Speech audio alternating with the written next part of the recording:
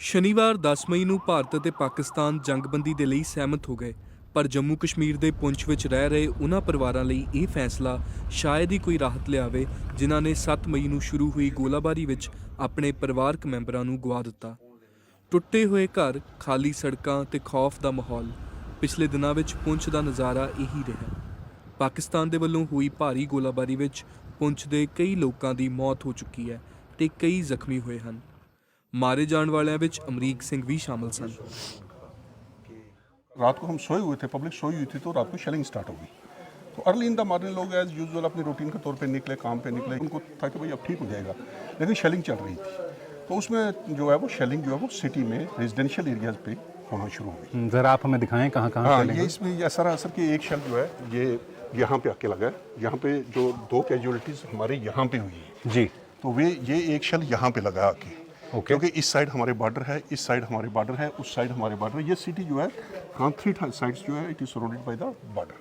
तो ये क्या कर रहे थे कि ये बच्चों को इस दुकान से अंदर, ये अंदर इनका जो है दूर अंदर तक डीप है, एक किस्म का ये बेसमेंट है। हाँ। तो ये बच्चों को, फैमिली को उधर अंदर डाल रहे थे कि अब शेलिंग स्टार्ट हो गई है, सिटी पे जो है वो शेल्स गिरना शुरू हो गए।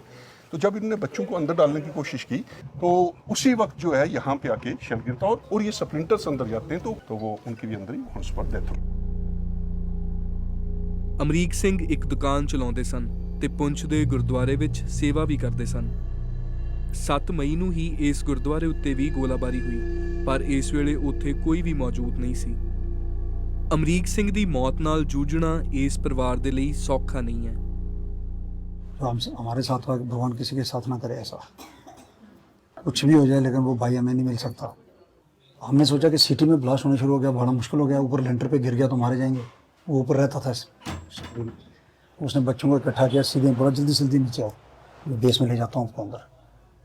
मेरे को भी बोलने लगा अभी नीचे आ जाओ। मैंने बोला ठीक है। उन तीनों चारों को ले गया, उसने शटर उठाया, अंदर ले गया उनको। सामान साफ करते करते अचानक फिर इधर झांक के ब्लास्ट हो गया और शटर फाड़ के वो अंदर चला।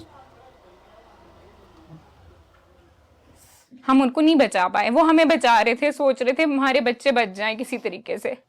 हमें क्या पता था ये कुछ हो जाएगा 2 मिनट में।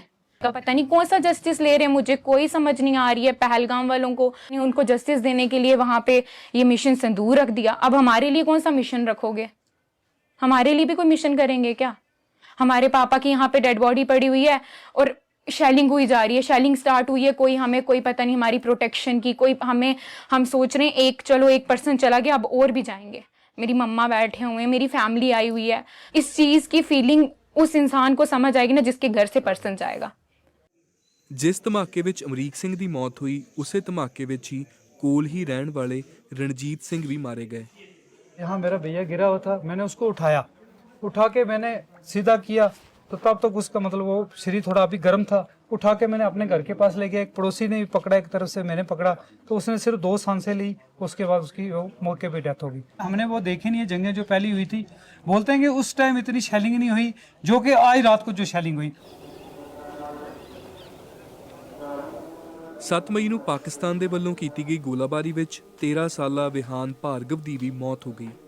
ਉਹਨਾਂ ਦੇ ਪਰਿਵਾਰ ਨੇ ਸਾਨੂੰ ਦੱਸਿਆ ਕਿ ਉਹ 7 ਮਈ ਦੀ ਸਵੇਰ ਨੂੰ ਪੁੰਛ ਛੱਡ ਕੇ ਜਾਣ ਲਈ ਗੱਡੀ ਵਿੱਚ ਬੈਠੇ ਹੀ ਸਨ ਜਦੋਂ ਅਚਾਨਕ ਇੱਕ ਗੋਲਾ ਨੇੜੇ ਆ ਕੇ ਫਟਿਆ। ਇਸ ਧਮਾਕੇ ਵਿੱਚ ਵਿਹਾਨ ਦੀ ਮੌਤ ਹੋ ਗਈ ਅਤੇ ਉਹਨਾਂ ਦੀ ਮਾਂ ਸਣੇ ਪਰਿਵਾਰ ਦੇ ਹੋਰ ਮੈਂਬਰ ਜ਼ਖਮੀ ਹੋ ਗਏ। ਪਰਿਵਾਰ ਸਾਡੇ ਨਾਲ ਗੱਲ ਕਰਨ ਦੀ ਹਾਲਤ ਵਿੱਚ ਨਹੀਂ ਸੀ। ऑपरेशन सिंदूर के बाद पाकिस्तान की तरफ से की गई इस गोलाबारी का सबसे बड़ा खामियाजा पुंछ के लोगों को उठाना पड़ा है।